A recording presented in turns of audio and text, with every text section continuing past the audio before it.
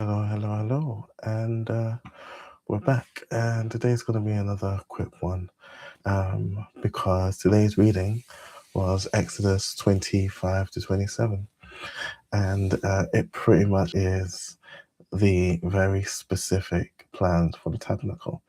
Now, the tabernacle was a place that God designed such that He might quite literally live amongst His people. And I think, again, what we're seeing is and this is I really believe this is the entire point of the Bible, is demonstrating who God is, right? And so whilst his people are walking through the desert, he is it's insufficient for him to just meet them at the mountain or just be, the fire and the smoke. He wants to dwell with them. And we've seen this from Adam and Eve, right? Adam and Eve, if we remember the story, God would come and walk with them, such that they even recognize the sound of his footsteps, something that you'd only do if you're familiar with something. If something happens often enough for you to become really familiar with it.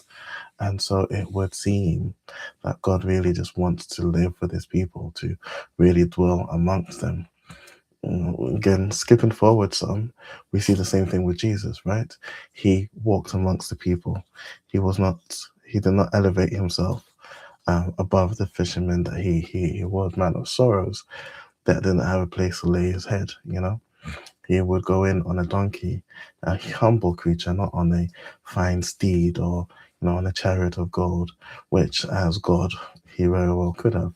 But he wanted to condescend to our level. And so that this tabernacle being built is literally for that, for God to be able to dwell among his people, to walk amongst them. And it's a very detailed pattern that's been given to Moses, and that he's ultimately going to build. Now, there's a couple of things I want to point out. Like I said, this won't be too long. The inner courts, the tabernacle itself, and within, everything is gold, right? Acacia wood molded with gold. And, that's, it's, to me, it's representative of the divine, of the king. When we go out where the sacrifices are to be burnt, everything is bronze. And bronze becomes, so gold then becomes sort of symbolic of kingliness, of authority, and bronze becomes symbolic of punishment. And we will see that later on when Moses raises a bronze snake.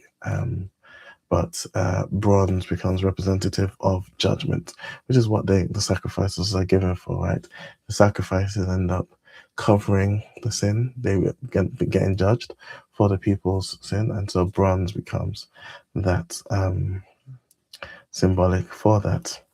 And really, I think the details are very significant. I'm sure there's uniqueness to them, and I will be studying the tabernacle sort of on the side, and anything that comes out, I'll definitely come and share it here. But 25 to 27 is just the details, and God telling Moses how the tabernacle is going to run, and in 28 he's about to give them the priest the uniform, as it were. So that's that. I think I'll round up there. As you can see, the eyes are still going crazy. I'm feeling a bit sickly today for some reason. But alas, we're here. We spent some time with God, spent some time in the Word, and I really encourage you to do the same. Tomorrow's readings are Exodus 28 to 29. And for anyone that wants to keep track, we are 10% through the Word of God, through the Bible, which is quite cool. All right. I hope you have a lovely rest of your day. Thank you for watching whenever you do. And I'll see you, God willing, tomorrow. All right. Peace. I'm out.